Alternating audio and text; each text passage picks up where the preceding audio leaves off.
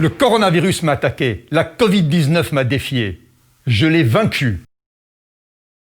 On en parle.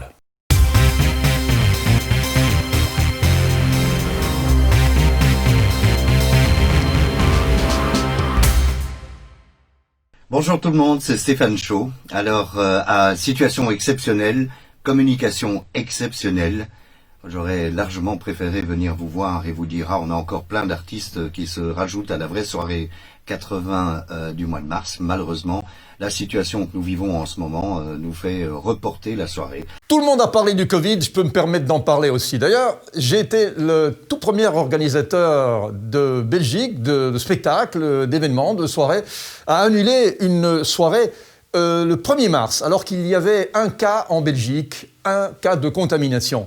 J'ai failli perdre des amis de 30 ans qui m'ont insulté en me disant qu'il y avait plus de ministres que de malades et que j'étais complètement débile. Entre le 1er mars et le 14 mars, c'est-à-dire 2 semaines, il y a eu un changement radical. Le monde a changé puisque en 14 jours, on a lockdowné la Belgique et toute l'Europe.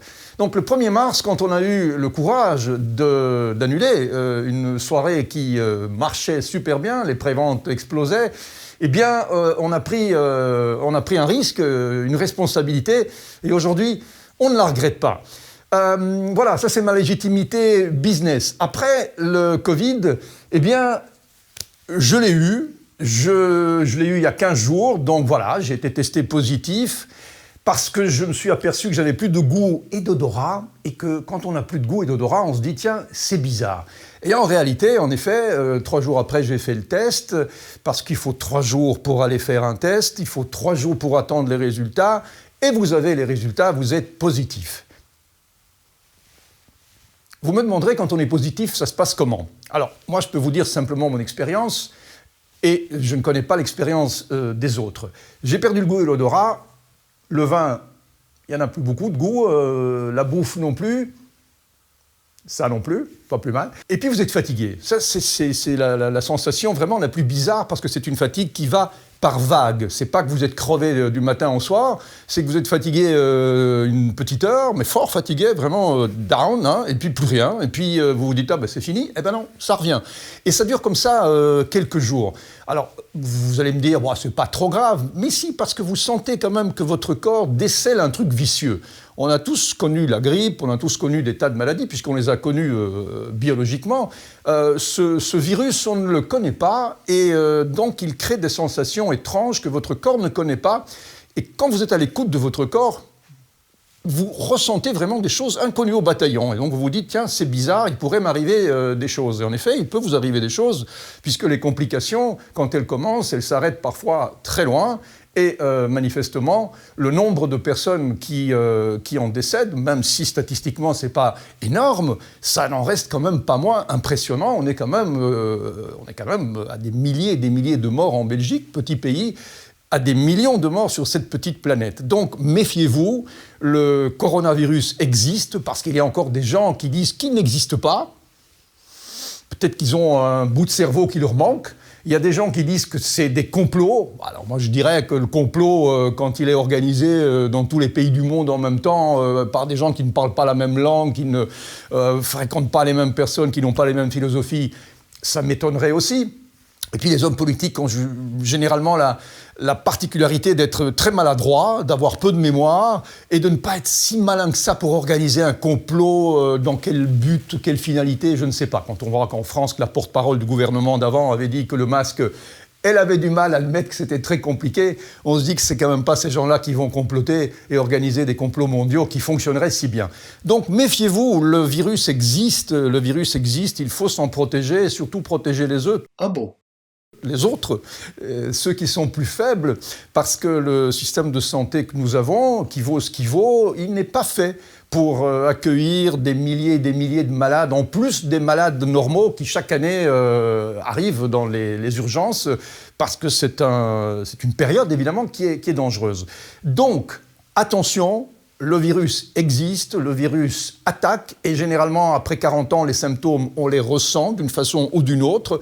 Alors c'est vrai que les enfants, d'ailleurs mes gosses ont eu aussi le virus, évidemment, puis c'est peut-être eux qui me l'ont amené, ils ont eu un peu de fièvre, pas grand-chose, comme si de rien n'était. C'est des choses qu'on devra comprendre après, pourquoi ce virus attaque de cette façon-là à certains moments de la vie et pas à d'autres. On ne sait pas grand-chose, mais quand on ne sait pas grand-chose, on se méfie. Parce que le virus, lui, comme je vous l'avais dit au mois de mars, il n'a pas été à l'université, hein, il n'est pas malin, hein, c'est pas qu'il a aussi un plan de venir nous démolir la vie, non. Il est simplement opportuniste, il est cul-de-jatte, c'est-à-dire que c'est pas lui qui marche, c'est nous qui le portons, les jambes du virus. C'est nous. Donc c'est nous qui amenons le virus en allant donner le bonjour à grand-papa, à une grande-maman. Au lieu de lui apporter des bonbons, on lui apporte le virus. Et c'est pas sympa parce que à ce moment-là de la vie, on peut en effet avoir de gros soucis de santé. Bon, j'ai fait un petit tableau assez rapide, mais quand même assez clair. Bon, vous allez me dire, ça va, alors tout va bien. Ouais, ok, tout va bien, jusqu'au moment où peut-être ça ira moins bien, mais bon, logiquement, ça devrait aller, je touche du bois. J'ai une petite chose aussi que je voulais dire, le bon sens. Par exemple, comme on avait dit au mois de mars, de ne pas organiser de soirée le 1er mars, hein, on a pensé que le 14, le monde allait changer, et en effet, il a changé. Aujourd'hui, je dirais que peut-être on devrait penser à réouvrir certains pans de la culture, de la société, des événements, avec une idée qui est celle-ci. Elle vaut ce qu'elle vaut, hein, je vous la donne, hein, on en reparlera que dans quelques mois.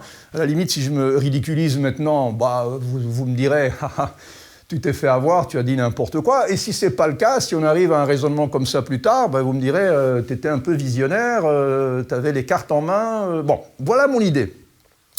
Puisqu'on sait qu'aujourd'hui, on est nombreux à l'avoir côtoyé ce virus, hein, 30% de positivité, dans certaines villes 40%, à Liège pareil, donc ça veut dire qu'une personne sur 3, une personne sur 2 peut-être même aurait été en contact avec ce virus, ce qui au bout du compte créerait une immunité de groupe, comme on dit. Hein. Bon, ça veut dire que le virus ne peut plus attaquer ceux qui l'ont eu, ou différemment, ou d'une façon très atténuée, ce qui voudrait dire qu'on se protégerait, au plus on est malade, dans quelques mois on serait plus protégé. Si on part du principe que ceux qui l'ont eu et qui ont la preuve de l'avoir eu, hein, donc carte d'identité sanitaire, puisqu'on sait qu'on l'a eu, il suffit d'aller sur le site masanté.be et c'est marqué que vous êtes positif. Hein, donc voilà. En partant de ce principe-là, on pourrait organiser par exemple au mois de janvier, au mois de février, au mois de mars, des événements, des soirées avec des personnes qui pourraient prouver qu'elles ont eu ce virus, avec des personnes qui pourraient donc dire « moi je l'ai eu, je ne peux pas contaminer les autres et je ne peux pas être contaminé moi-même ». En organisant ces soirées, on pourrait mettre carrément un service, je ne sais pas, médical, avec des médecins reliés à un PC qui montre qu'en effet, monsieur, ah oui, ok, vous l'avez eu, c'est vrai. Voilà, le prix d'entrée, allez vous amuser, allez danser avec tous ceux qui, comme vous, l'ont eu. Donc la soirée est free Covid, puisque tous ceux qui sont à l'intérieur auraient déjà développé la maladie. Tous ceux qui ne le savent pas pourraient demander un test sanguin maintenant et dire, voilà, moi je ne sais pas si je l'ai eu, mais pour être sûr et certain, je demande un test sanguin. Dans le test sanguin, vous allez voir si oui ou non vous avez développé des anticorps.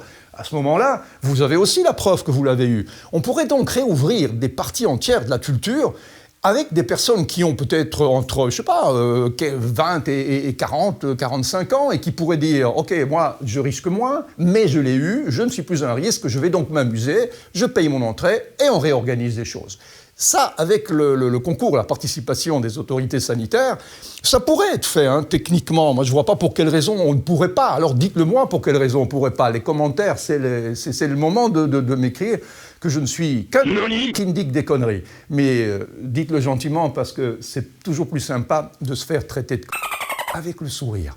Voilà, le sourire, je l'ai récupéré. Je vous souhaite plein de belles choses. J'espère simplement que vous serez solidaires de tous ceux qui, comme moi, ont fait gaffe, mais l'ont quand même attrapé, parce que c'est quand même compliqué de ne pas l'attraper. Et puis, le masque, celui-ci, il est mignon, hein. Ciao.